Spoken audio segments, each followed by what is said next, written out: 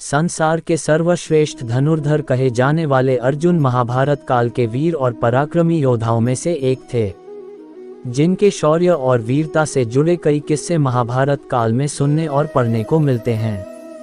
ऐसे में आज हम पांडव अर्जुन की जीवन गाथा के बारे में जानेंगे। इंद्र देवता के पुत्र थे अर्जुन। हस्तिनापुर के जंगलों में महाराज पांडु और माता कुंती ने इंद्र देवता का आह्वान किया था, जिनके आशीर्वाद से उन्हें अर्जुन की प्राप्ति हुई थी। अर्जुन जन्म से ही एक महान प्रतापी और तेजस्वी व्यक्तित्व के धनी थे। माना जाता है अर्जुन का नाम हिमालय के एक राजा कार्तवीर्य अर्जुन के नाम पर रखा गया था। अर्जुन ने भी गुरु द्रोणाचार्य के आश्रम में रहकर ही वेदों और अस्त्र शस्त्र की विद्या हासिल की थी, जहां रात्रि में भी अर्जुन धनुष बाण का अभ्यास किया करते थे। साथ ही समस्त पांडवों और कौरवों में अर्जुन ही एकमात्र गुरु द्रोणाचार्य के परम शिष्य थे। इसके पीछे अर्जुन की गुरु के प्रति निष्ठा और जिज्ञासा उल्लेखनीय है। साथ ही अर्जुन गुरु द्रोणाचार्य द्वारा ली गई समस्त परीक्षाओं में अन्य सबसे बेहतर प्रदर्शन किया करते थे। इसलिए गुरु द्रोणाचार्य अर्जुन को दुनिया का सर्वश्रेष्ठ धनुर्धर बनाना चाहते थे, जिसके चलते उन्होंने अपने अन्य कई योग्य शिष्यों की योग्यता पर प्रश्न चिन्ह तक लगा दिया था, जिसमें कर्ण को अपनी शिक्षा से वंचित रखना और एकलव्य का अंगूठा मान लेना आदि कहानियां विख्यात है।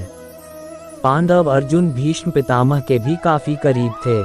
साथ ही अर्जुन को भगवान श्री कृष्ण ने पार्थ कहकर संबोधित किया था। कहा जाता है कि इसके पीछे माता कुंती का दूसरा नाम पृथा जिम्मेदार था।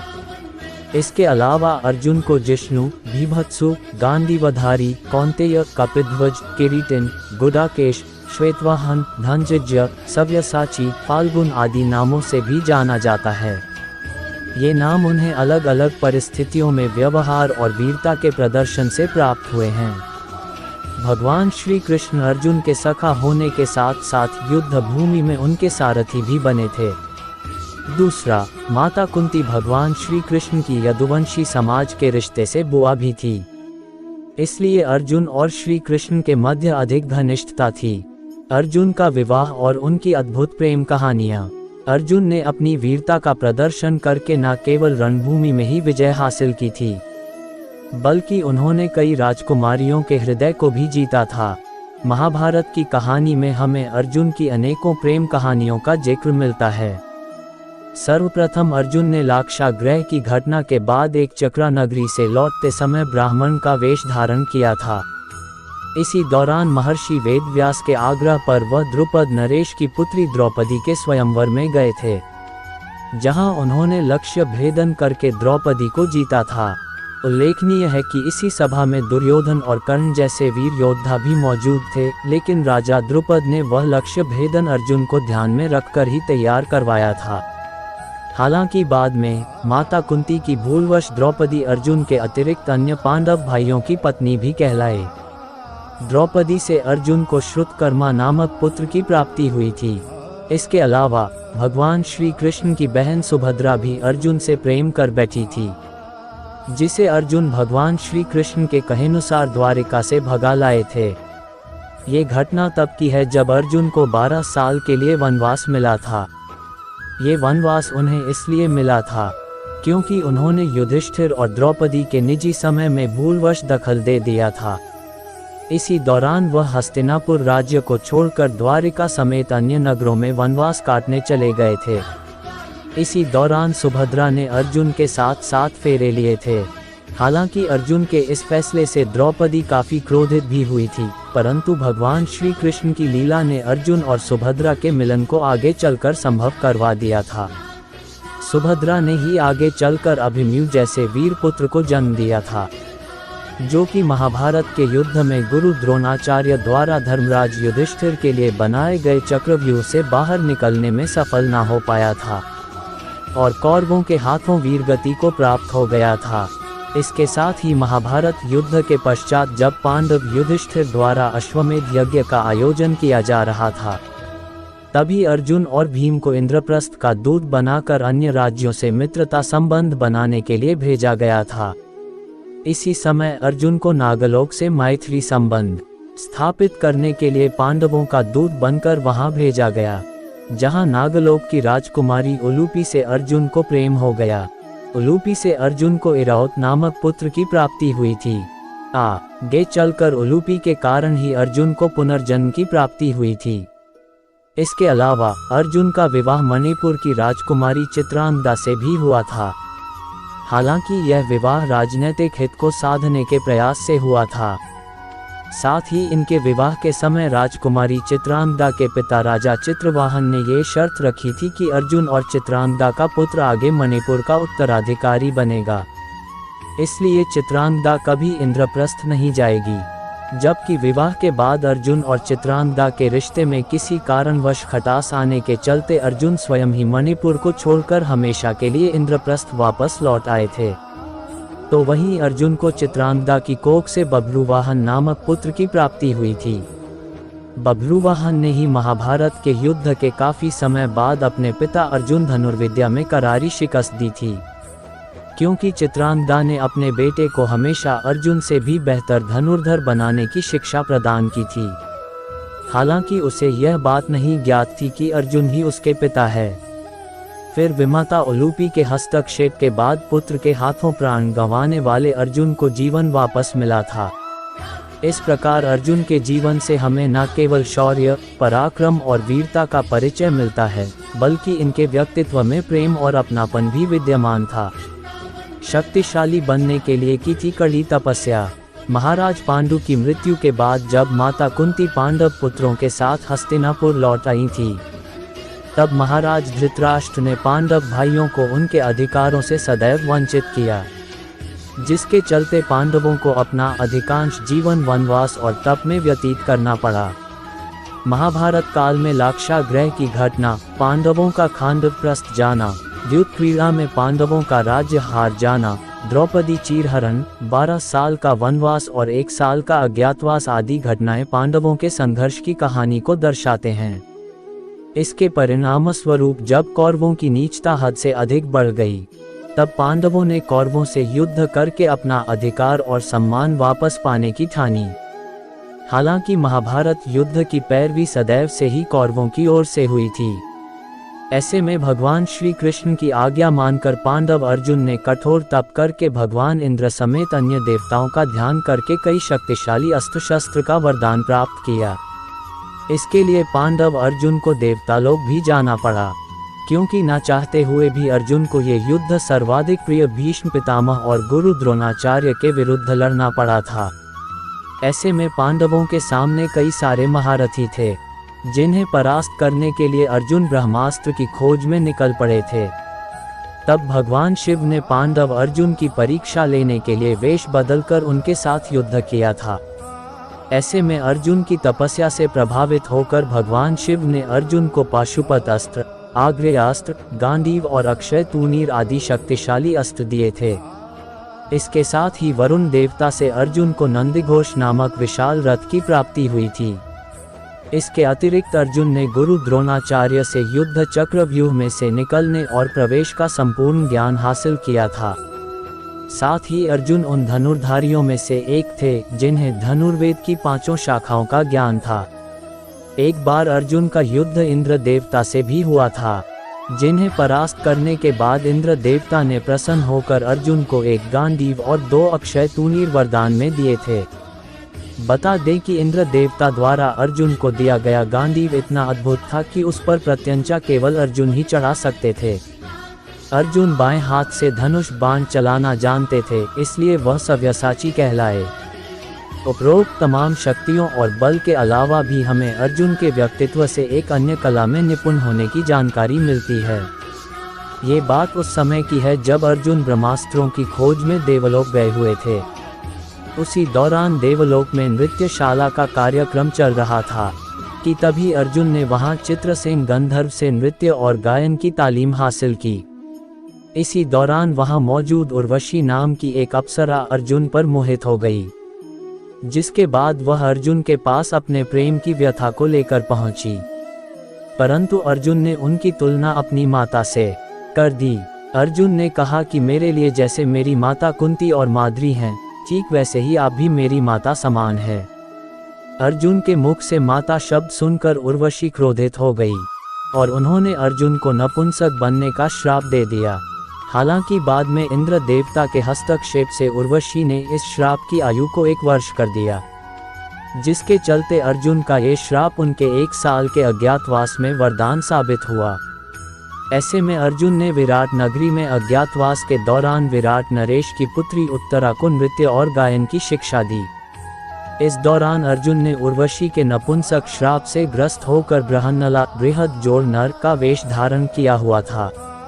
जानकारी के लिए बता दें कि अर्जुन की शिष्या उत्तरा का विवाह आगे चलकर अभिमन्यु से हुआ था, जिनके पुत्र परीक्षित ने अर्जुन के वंश को आगे बढ़ने का कार्य किया था। अर्जुन ने श्रेष्ठ शिष्य का कर्तव्य बखूबी निभाया। गुरु द्रोणाचार्य प्रारंभ से ही अर्जुन की बुद्धिमत्ता और गुरु निष्ठा से काफी प्रभावित थे। यही कारण था कि उन्होंने अर्जुन को संसार का सर्वश्रेष्ठ धनुर्धर बनाने का प्रण लिया था, क्योंकि एक बार अर्जुन ने गुरु द्रोणाचार्य को मगरमच्छ के मुख का निवाला बनने से बचाया था।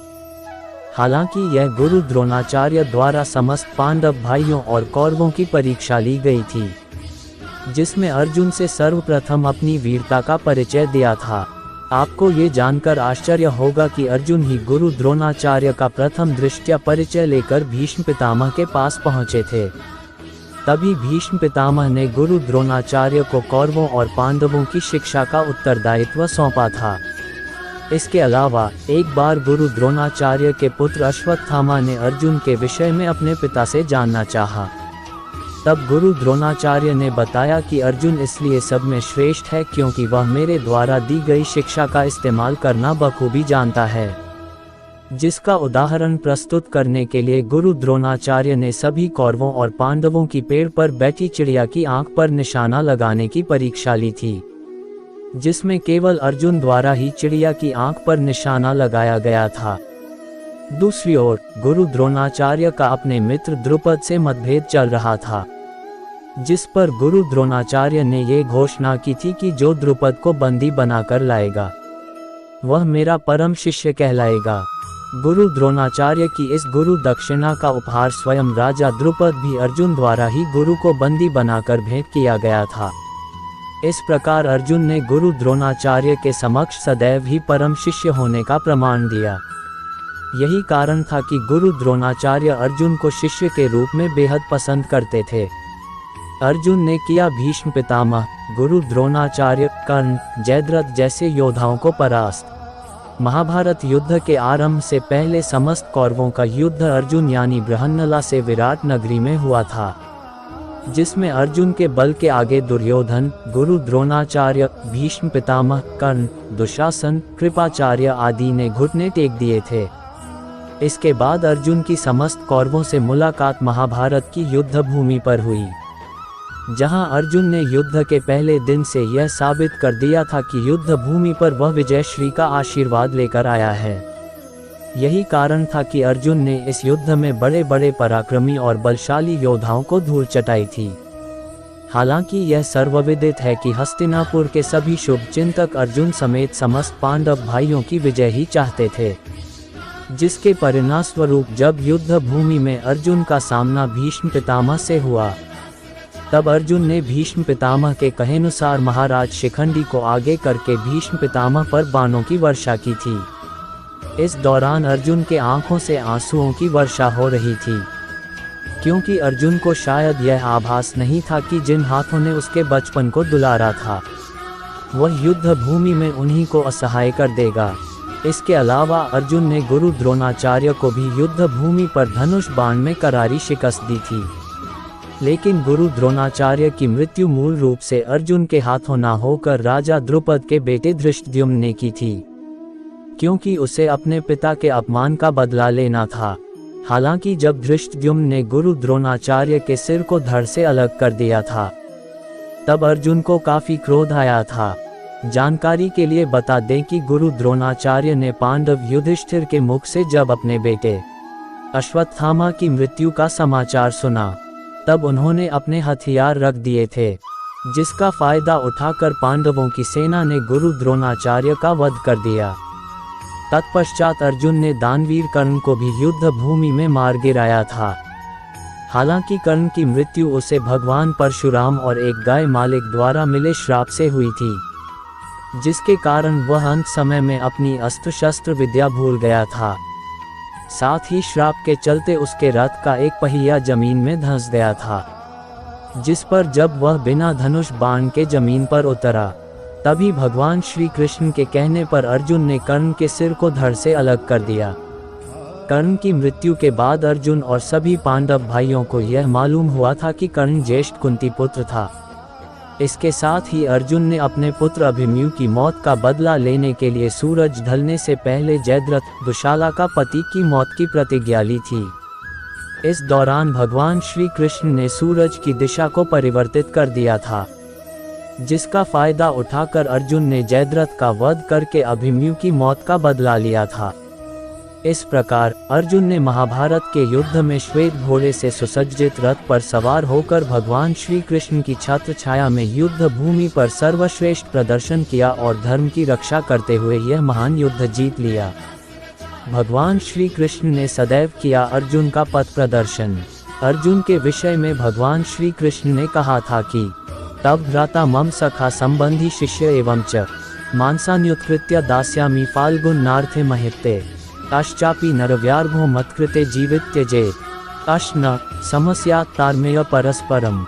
हे राजन, अर्जुन मेरा पुत्र, संबंधी, शिष्य और सखा है।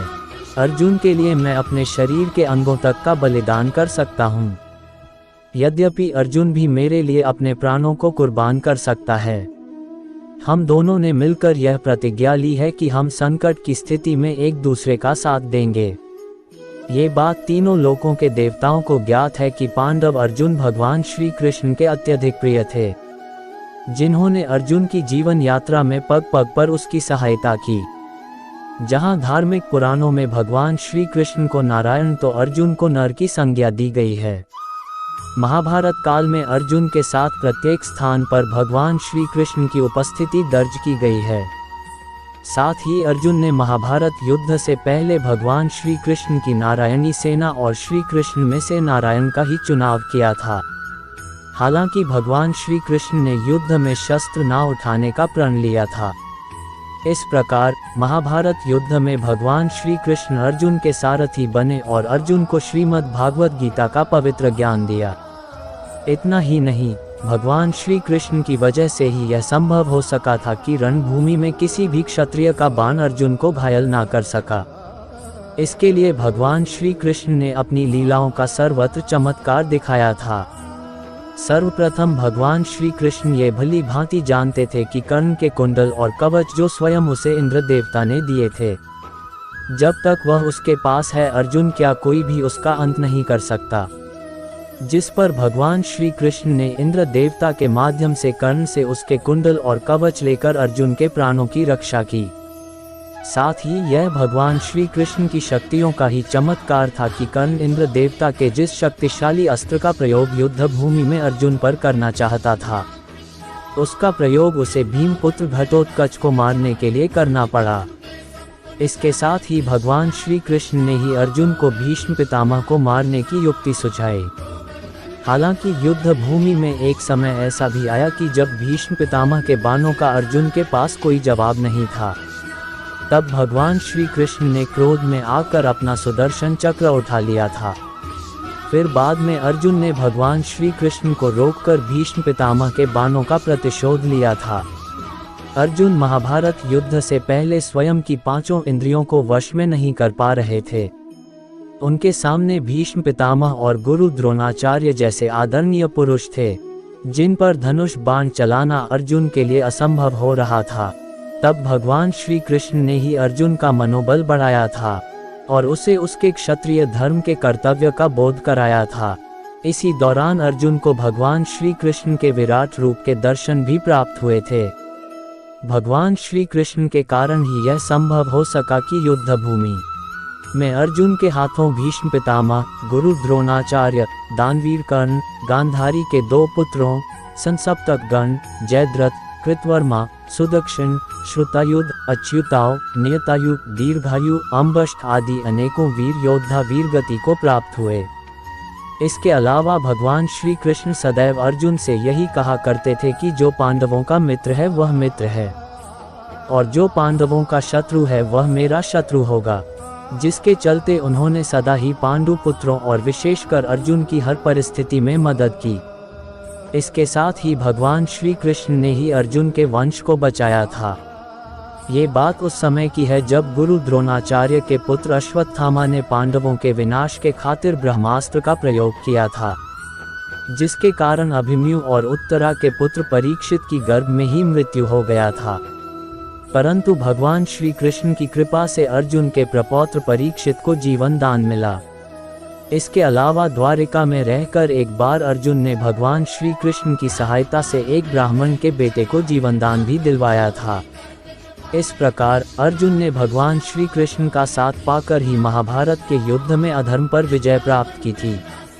वैसे तो महाभारत का असली नायक अर्जुन था, परंतु इस बात में भी कोई संशय नहीं है कि बिना भगवान श्री कृष्ण के मार्गदर्शन और आशीर्वाद के अर्जुन कभी महाभारत काल के सर्वश्रेष्ठ योद्धा नहीं कहलाते। इसलिए भगवान श्री कृष्ण को अर्जुन की आत्मा की उपाधि भी दी गई है। अर्जुन को मिला था माँ गंगा का श्राप। गंगा पुत्र भीष्म की मृत्यु के बाद माँ गंगा अर्जुन से काफी क्रोधित हो गई थी। ऐसे में जब अर्जुन का युद्ध अपने पुत्र बभ्रुवाहन से हुआ था, तब उसने कामाख्या माता से आशीर्वाद में मिले अस्त्र का प्रयोग अर्जुन पर करके अर्जुन को मारा था। आपको बता दें कि वह अस्त्र माँ गंगा द्वारा ही अर्जुन का वध करने के उद्देश्य से चित्रांगदा के पुत्र बभ्रुवाहन को दिया गया था, क्योंकि जहां एक और चित्रांगदा अर्जुन से अपने बेटे का युद्ध करवाकर यह साबित करना चाहती थी कि उनका पुत्र उनकी तरह ही बलशाली है। चित्रांगदा ने इसलिए अपने बेटे को अर्जुन के समकक्ष शिक्षा प्रदान की थी, क्योंकि अर्जुन से विवाह के उपरांत अर्जुन ने उलूपी द्वारा उत्पन्न किए गए भ्रम के चलते चित्रांगदा के चरित्र पर उंगली उठा दी थी, जिसको झूठ साबित करने के लिए चित्रांगदा ने अपने पुत्र को अर्जुन से युद्ध करने के लिए उकसाया। हालांकि वह अर्जुन का वध कदापि नहीं चाहती थी, तो वहीं मां गंगा अपने पुत्र भीष्म की मृत्यु से आहत होकर अर्जुन से बदला लेना चाहती थी। यही कारण आगे चलकर अर्जुन की मृत्यु का कारण बने। कैसे हुई श्रेष्ठ धनुधारी अर्जुन की मृत्यु? यदुवंशियों को समाप्त करने के पश्चात जब समस्त पांडव भाई द्रौपदी के साथ मिलकर जीवन के अंतिम दिनों में हिमालय की ओर जा रहे थे, कि तभी पांडव युधिष्ठिर को छोड़कर अन्य सभी पांडवों की मृत्यु हो गई। अर्जुन की मृत्यु को लेकर कहा जाता है कि अर्जुन के साथ सदैव ही देवताओं का आशीर्वाद रहा। तत्पश्चात अर्जुन ने घमंड का त्याग नहीं किया, इसी कारण अर्जुन को मरने के बाद स्वर्ग की प्राप्ति नहीं हुई। इस प्रकार अर्जुन महाभारत काल के एक महान योद्धा थे, जिनके बल, पराक्रम और वीरता के आगे स्वयं देवलोक के देवता भी नतमस्तक हो जाया करते थे। अब भारत के इतिहास में अर्जुन जैसा योद्धा कदाचित ही जन्म लेगा। ऐसे में अर्जुन के वीरता की गाथा आने वाली पीढ़ी को सदैव ही सन्मार्ग तक ले जाएगी। वर्तमान समय में अर्जुन की वीरता के मद्देनजर भारतीय खिलाड़ियों को खेल में सर्वश्रेष्ठ प्रदर्शन करने पर अर्जुन पुरस्कार दिया जाता है। वीडियो अच्छी लगी हो तो लाइक करें, कमेंट करें एंड चैनल को सब्सक्राइब करें। जय श्री कृष्ण।